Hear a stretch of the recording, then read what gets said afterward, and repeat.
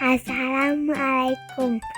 Halo, nama saya Najwa dari kelas 2 BSD Angkasa 3 Bandung.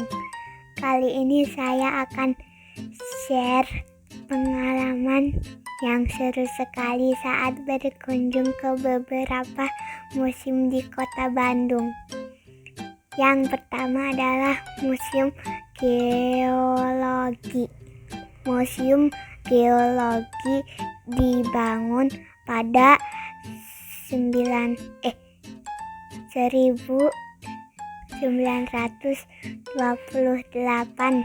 dan diresmikan pada 16 Mei 1929. Pembangunan dikerjakan selama 11 bulan dengan 300 pekerja dan dibangun berdasarkan rancangan seorang arsitek Belanda. Di dalam museum ini terdapat beberapa ruangan, yaitu ruangan sejarah, kehidupan, manfaat dan bencana geologi, sumber daya geologi dan geologi Indonesia.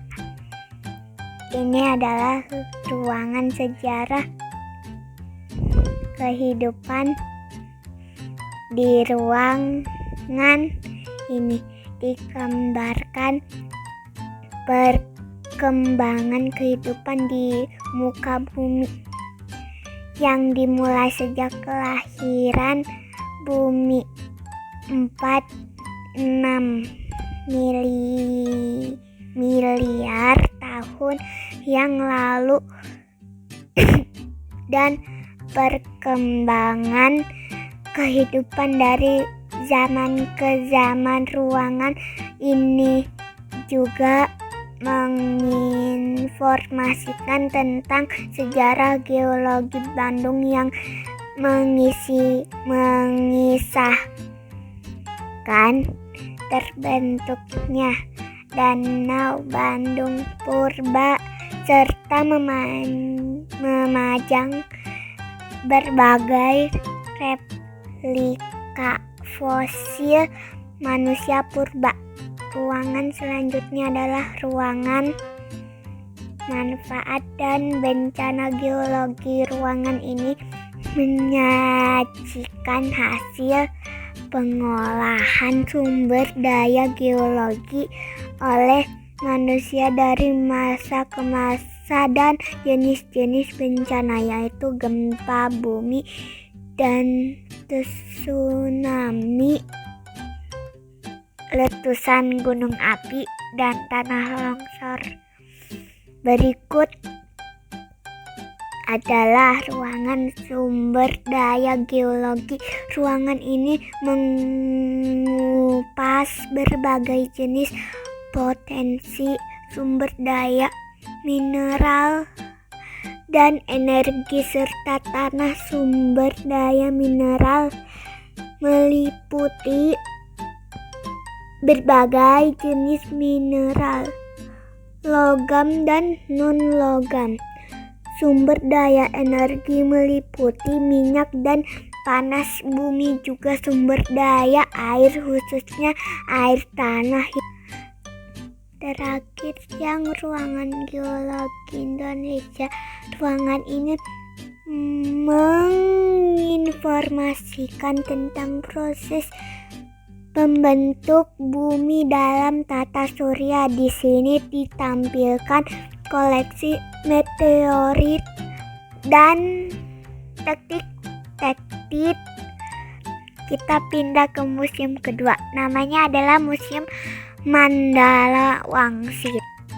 Museum ini adalah museum militer di kota Bandung, didirikan untuk mengenang sejarah perjuangan rakyat Jawa Barat melawan penjajah. Dalam museum ini terdapat beberapa ruangan, yaitu ruangan kerajaan, era kemerdekaan, era perjuangan pasca kemerdekaan, era pemberontakan di Jawa Barat, dan ruangan khusus menyimpan benda penting. Di dalam museum ini terdapat koleksi benda asli maupun duplikat yang digunakan pada setiap era tersebut. Selain itu, juga terdapat beberapa lukisan yang menggambarkan suasana perjuangan pada zaman dahulu. Namun sayang sekali pengunjung tidak diperkenankan mengambil dokumentasi dalam museum untuk menghindari plagiasi, dan hanya satu ruangan yang diperbolehkan. Jadi dokumentasi saya hanya sedikit sekali di sini. Saat ini kita berkunjung ke Museum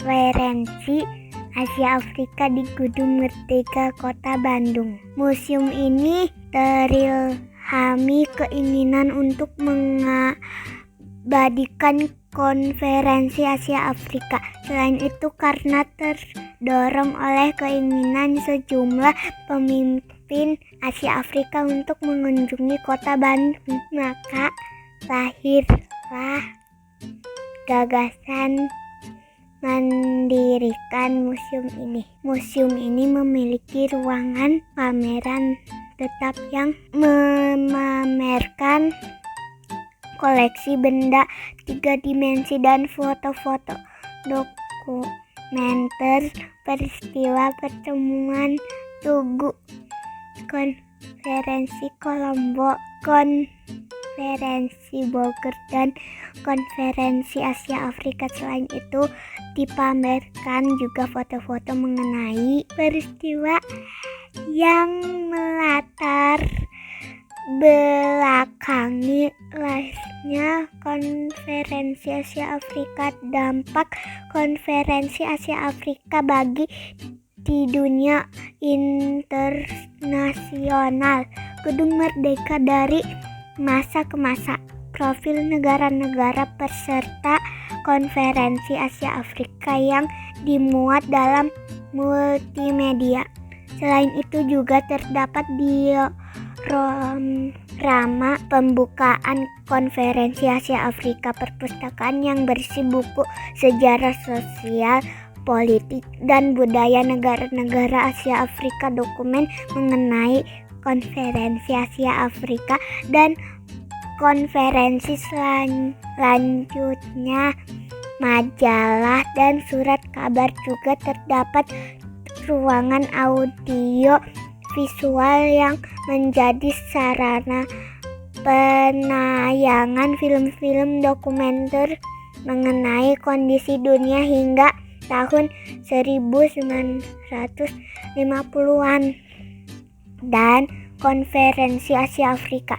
Selanjutnya kita pindah ke museum terakhir, Museum Puspa Iptek Sundial di Kota Baru, Parahyangan.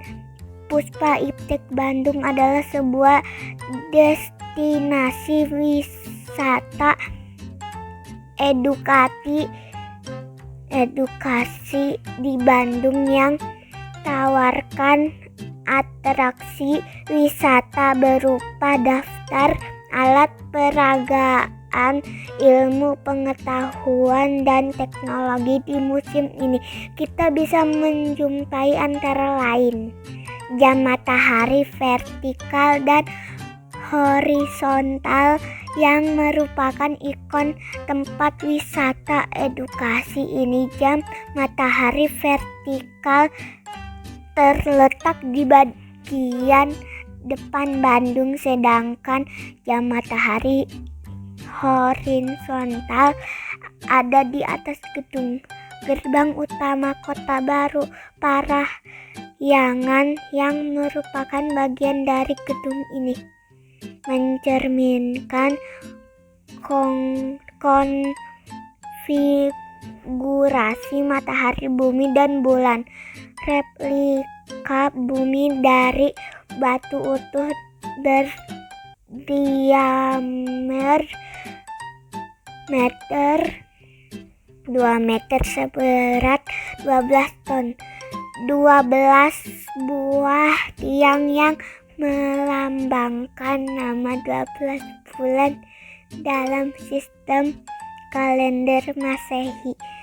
Beragam kalender tradisional menghiasi setiap tiangnya.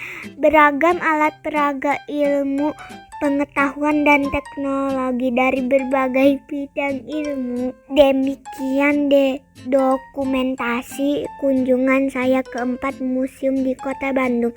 Saya senang sekali. Semoga bisa menambah kecintaan kita pada negara, menghargai jasa pahlawan dan banyak menambah pengetahuan kita. Terima kasih perhatiannya. Assalamualaikum.